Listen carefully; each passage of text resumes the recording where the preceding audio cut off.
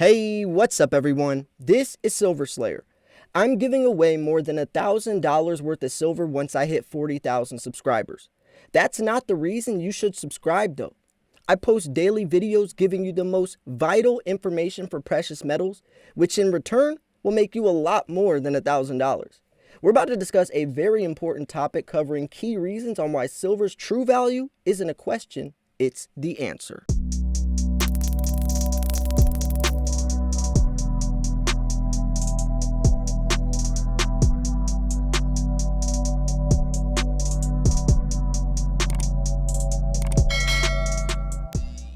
So when people ask us, why do you invest into silver? And we say the dollar's on its last leg, the dollar's collapsing.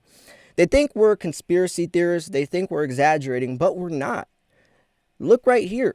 Since the Fed was created in 1913, the US dollar's lost 98% of its purchasing power. Not 97%, not 99%, 98%'s a literal number. I mean, look at this chart. Here is the buying power of $1 in 1800. Here's a chart that shows from 1800 to 2017. Now you can see everything was fine and dandy until 1965 when we got rid of the gold standard. This was right when our money stopped being backed by anything. It used to be backed by silver and gold. Look how cool things were. As soon as we get rid of anything, our money backed by anything, that's when fake money appeared. And look what happened. So what this chart explains is this. When $1 is equivalent to $20.65 over time, that means that the real value of a single US dollar decreases over time. In other words, a dollar will pay for fewer items at the store. That's why you hear your grandparents say a gallon of gas used to be 25 cents, or you used to be able to buy whatever for, 10, 20 times cheaper than it is. And that's going to be the same moving forwards. We're going to be telling our kids, our grandkids, the same type of principle, but I think it's going to collapse by then. Because in the last 20 years, the dollar's decreased 44% more. $27 trillion in debt, throwing out money, trillions of dollars in stimulus that we don't have.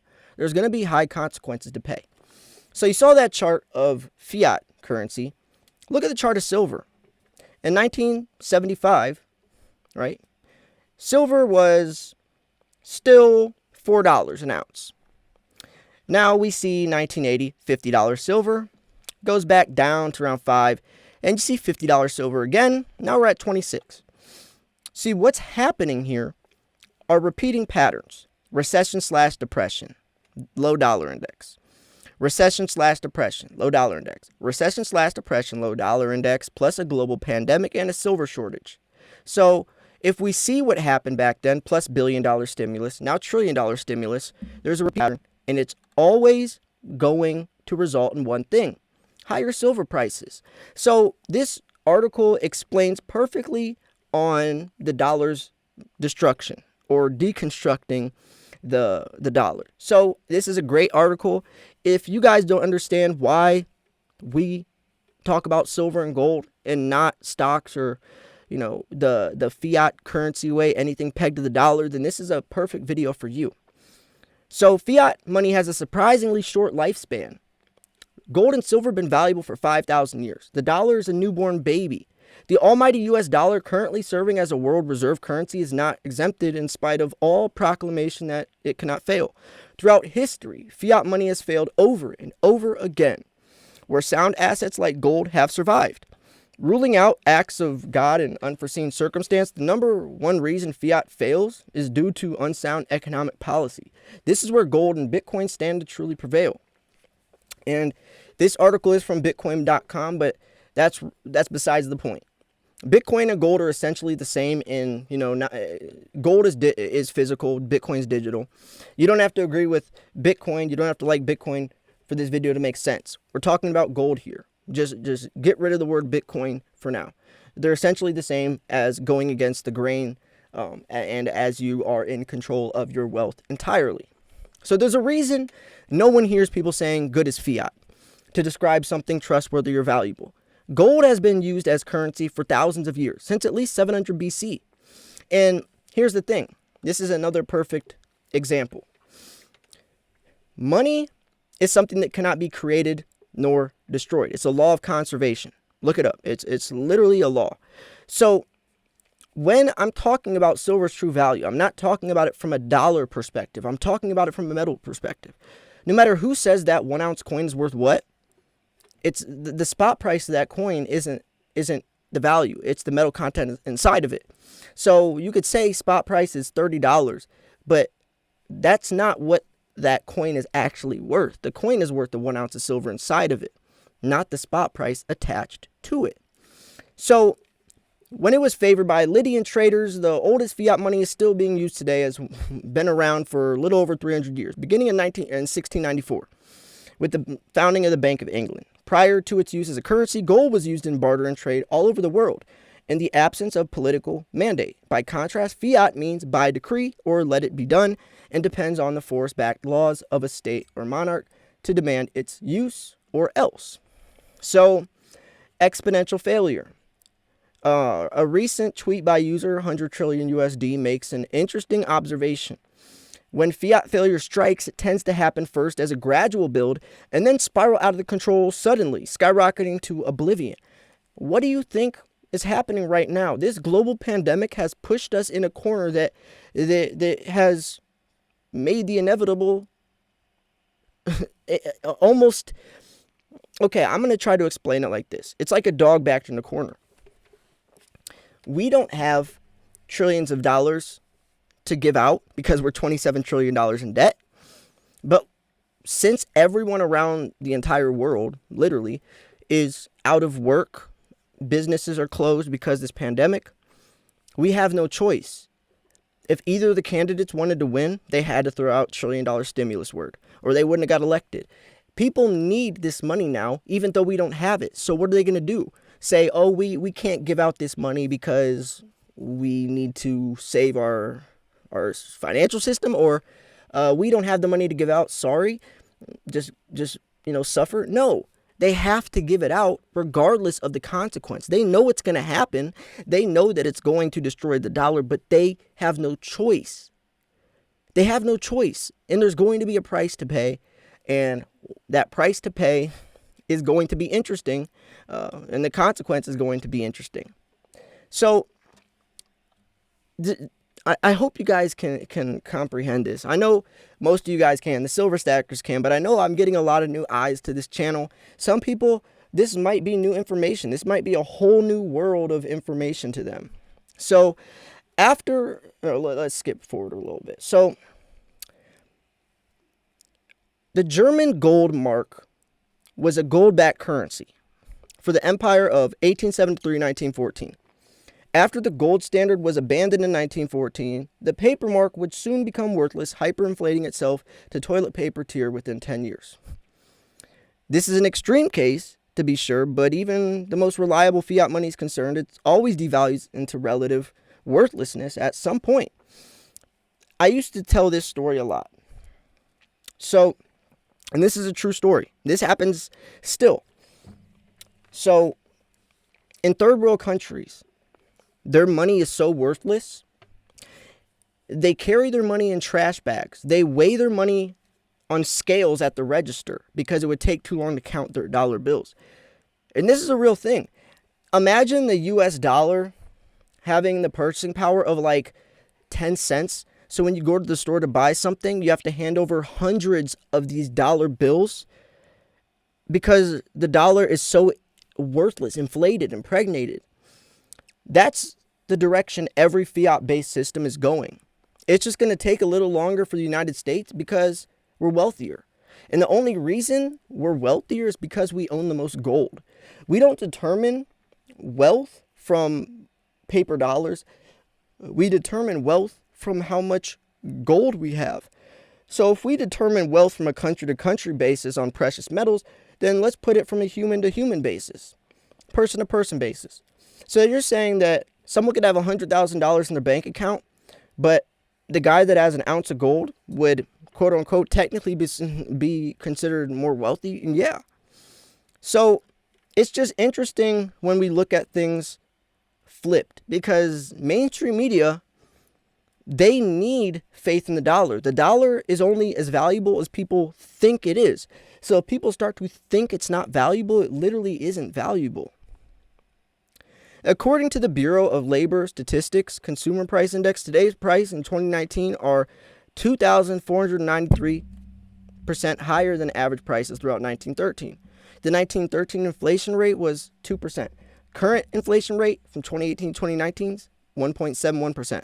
If this number holds, a dollar today will be equivalent to buying power of $1.02 next year. And this is obviously a lot different because 2020 was a much different year that nobody could have predicted. So the real question with fiat is now, how stable is it, but how long until it's suitable for kindling? A much cited but highly disputed 27-year fiat lifespan study found that 20% of the 775 fiat currencies examined failed due to hyperinflation, and that 21% were destroyed in war. 24% were formed throughout centralized monetary policy.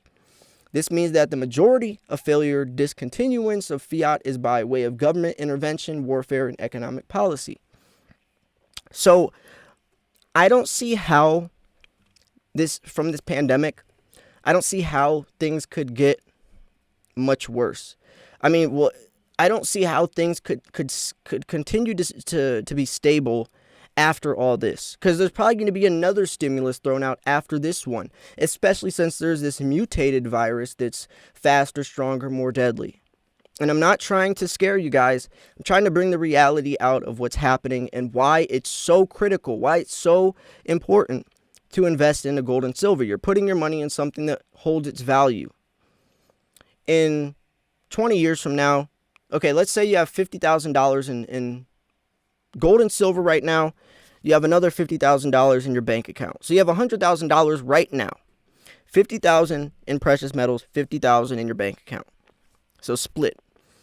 In 20 years from now, that $50,000 in your bank account would be worth probably today you could buy a Tesla with $50,000. In 20 years from now, that you won't be able to buy a Tesla for that. That $50,000 will have the purchasing power of maybe $10,000 today. But that $50,000 in gold and silver not only will have held its value, but the coins themselves, single-handedly appreciating, would also be happening. So your money would times 2, times 3, times 4. And looking at how profitable, how scarce silver is, it could be a lot higher. So modern fiat faceplants. For a highly detailed list of modern cases of hyperinflation, this hyperinflation table is an eye-opening resource illustrating the unreliable nature of government money. Though now slightly dated and not including recent examples like Venezuela, the data is presented in starkly direct fashion. In August 1945, prices in Hungary doubled in only 15 hours. Brazil experienced a daily inflation of 2%. Even Austria is not immune to historically the crown hyperinflating for almost a year from October 1920 to September 1922. The principle is ignored, and it's just something that I wish more people knew. And I said this in a video yesterday. I was driving by this billboard on the highway, this huge billboard. And it said U.S. national debt. And there was a live counter underneath that showed the national debt, $27,800 and something billion. And I should have been worried. I should have, been sad about that. But I smiled. And I think I smiled because there was someone out there putting time, money, and energy to exposing the reality. Regardless, if people look at it or not, or believe it or not, that's not the point. The point is that someone was actually trying to expose the truth. The most important thing to remember is that inflation is not an act of God, that inflation is not a catastrophe or of the elements or a disease that comes like a plague. It's a policy, right? It's literally designed to fail.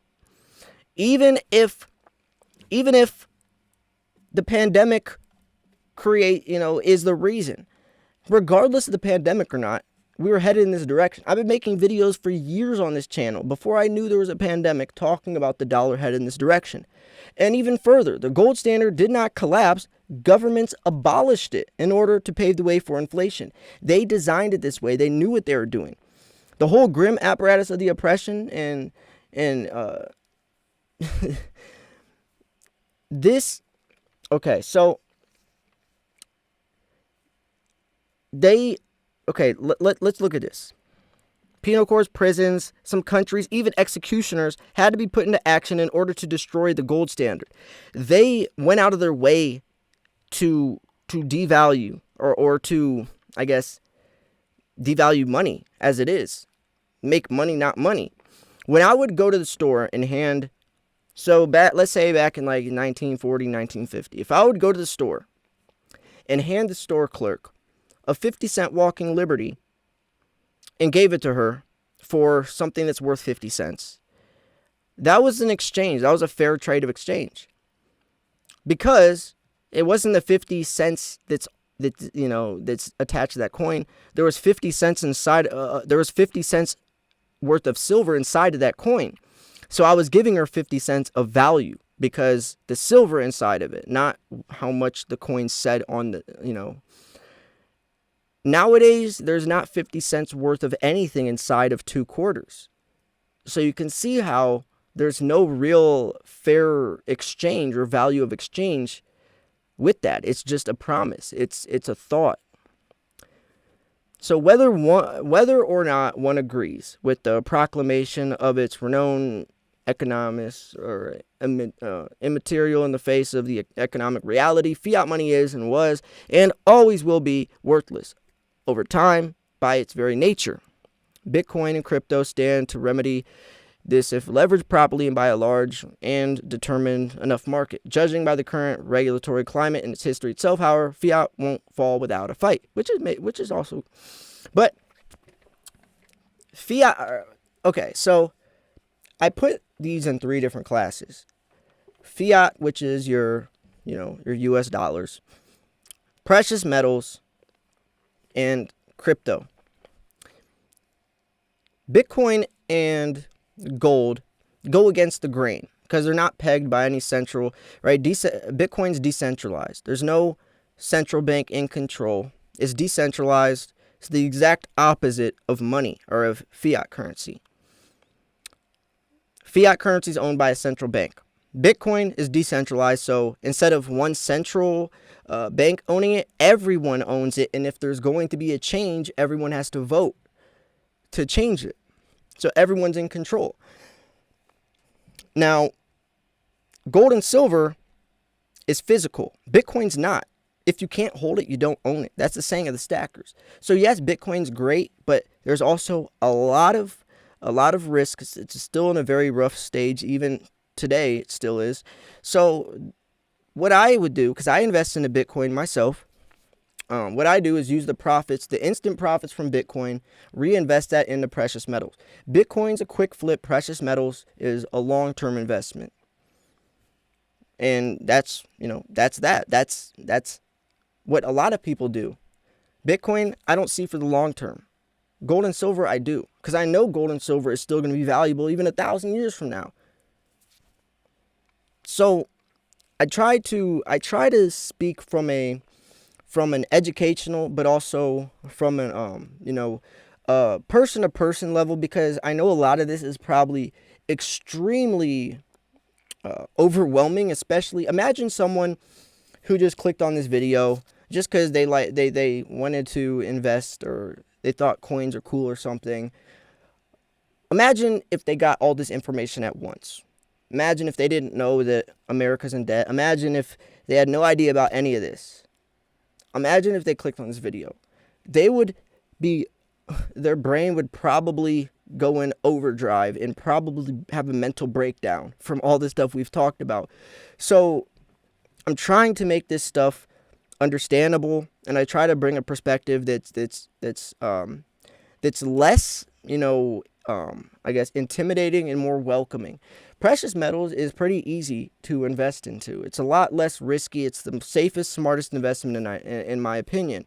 All right, you can go to atmex.com, buy some silver, just put it in your safe or whatever. Keep it. Don't sell it for 20 years, and you'll be good. Stocks you have to keep up day to day with. Crypto, you have to learn how to make a wallet address, send it to a cold wallet, make sure you have the 12-word phrase. And so precious metals is definitely the most user-friendly, convenient way to invest. My name is Silver Slayer, not Gold Slayer. There's a reason why I choose silver as well. Not only just precious metals, we could take it a step further. Silver has more opportunity than gold even. So, anyways, I hope you thought this video was educational, informational, at least entertaining. Make sure to smash the like button. Make sure you're subscribed, more importantly. I post daily videos. Thanks for tuning in. This was Silver Slayer. I'll see you guys soon. Peace.